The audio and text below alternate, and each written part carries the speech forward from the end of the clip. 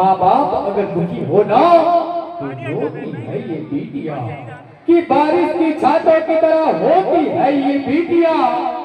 माँ बाप अगर दुखी हो ना तो रोती है ये बेटियां। अरे टूटे हुए खिलौने से खेला करती है, अजी टूटे हुए खिलौना से खेला करती है ये पुरेना की सारी बेटियां, फिर भी शिकायत नहीं करती।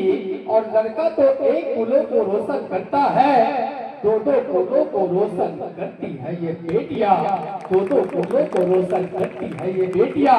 फिर भी दुनिया वाले क्यों कहते हो यार, अजी फिर भी ये दुनिया वाले क्यों कहते हो यार कि बोझ होती है ये बेटियां, कि बोझ होती है ये बेटियां, कि बोझ होती है ये बेटियां।